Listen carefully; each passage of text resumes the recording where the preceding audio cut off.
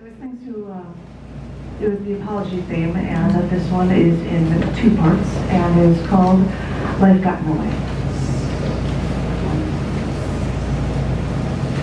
I tried.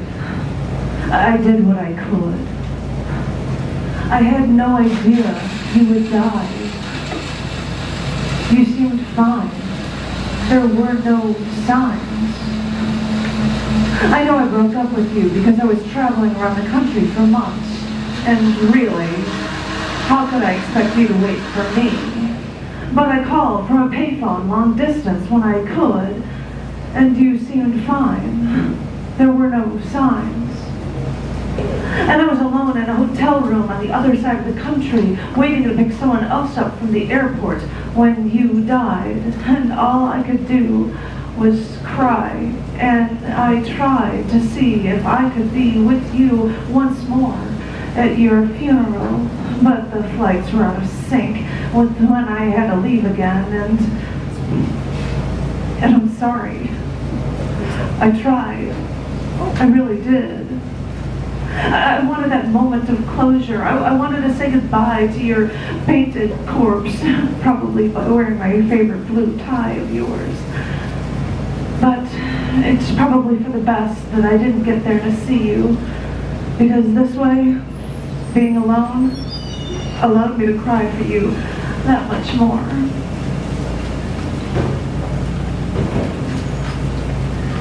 I tried. I did what I could. I lived farther away from everyone else by choice, so it was harder for me to drive to see you as often as everyone else did. The cancer diagnosis wasn't good, but I'd meet you at the hospital whenever I could. I know it wasn't enough. Life would get in the way, but I tried. I did what I could. And you seem to be getting better. You were in remission. I flew across the country to see you, and no other child did that. But when we got together, it seems I never knew the right words, and I never wanted to make you break down by wanting to give you a hug.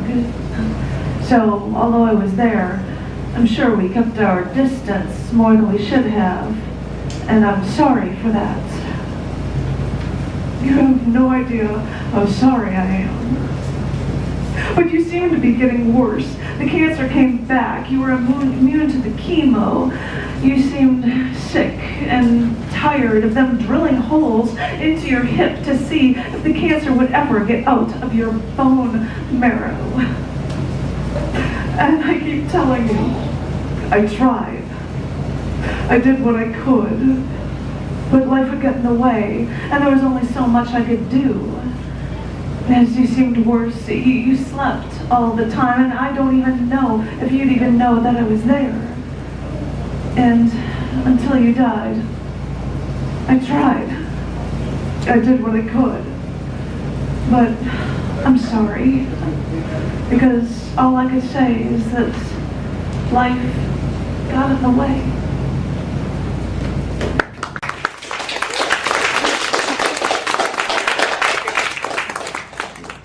This one is happier. I have to do something happier after that. And you guys might appreciate it. This newspaper inks the lifeblood of a dying species. Newspapers are quite awake. Sitting in the basement lab, the hum of computer workstations accompanied my thoughts. Time was ticking, deadlines darted, but I was used to the daily deadline. The rush to be on time was my nicotine. I'd slam my hands, my fingers into those keyboards so every newspaper would know my side of the story. I would keep copies of my work in 9-point type, 2-inch wide columns. But newspaper pages are thin as tissue. I can't hold my work in this form forever, and not like this. The ink smudges and disappears when anyone touches the page. Maybe this is the disintegration of the written word, now that everyone prefers reading their news from their phones and tablets. Besides, they want to read on their computer train at their way to work. Newspaper ink could smudge onto their crisp, white shirts. Journal journalism is a dying art. Millennials think that using your smartphone and texting what anyone blurts out is news, so they post their nonsense on every electronic medium they can find. Besides, with the prices they pay for phones, so that they can Google every question they have and not have to retain any answers, texting and data better be free. Not like those newspapers, not the tabloid ones, but the ones that you have to spread your arms out to read. You know, the cumbersome ones. Well, those are the ones that make you feel like you have something worth saying. It makes you feel like you've got something of value. This is what I loved. I love being able to make a statement on a printed page and have it delivered to the town's front doors. I'd open my front door, then pick up my daily paper, just like the one delivered to every other front door, and open the pages wide, and then find what's mine. Why bother remembering stories or the news when you can just reference it in online archives anyway? Well, you may be right. It may seem convenient, but it's inconvenient to search for stories in the first place. And anyway, I still contend that it's better for your eyes and maybe your brain, because you can still then retain information on a page. I know, the newspaper's a dying species. It's a dying art. But the oils, the pigments that make the ink, they make our blood. Understand this. And if you ever grab a newspaper again, if any of that ink smudges onto your fingers, well, rub it in. Get it into your bones, because this stuff's in our blood, and it gives us life.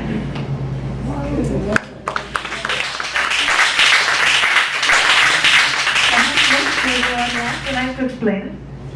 For a few years, I decided, for some reason, to write a poem for every element in the periodic table.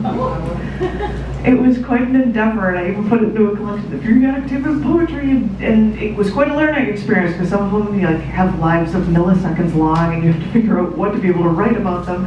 And for someone else's celebration, I was to perform one in their style, and I like doing this one to it. And I don't have my drum because I'm not moving for a couple weeks, so this is the closest thing I have to a drum, so I hope that works for you. But this is number 50 in the periodic table, SN, and it is called Tin. If I only had a brain, if I only had a brain, I'd get up from under this bent tin roof that covers me while I sleep at night. Tin metal sheets keep the rain away, but the wind, oh God, the wind, if I only had a brain. If I only had a brain, I wouldn't use my old tin cup and stand at the corner of 3rd and Lamar and ask for change. I wait for commuters to cross that corner to catch their train. You see, I wait at the other side, 'cause the ones with the money have to walk right by. That's when I rattle my old tin cup, give them dough eyes and say, God bless. If I only had a brain. But if I only had a brain, I wouldn't rattle my old tin cup and ask for tin change. I'd get myself up. If I only had a brain, I'd have a ton of money. I'd eat in fancy restaurants. I'd wear the plastic bib. If I only had a brain, I wouldn't be poor, drinking tin cans of Fanta, eating soup from a tin can, living on Tin Pan Alley. If I only had a brain. Well, you might bend me, but I just won't break, 'cause if I only had a brain, then I'd be great.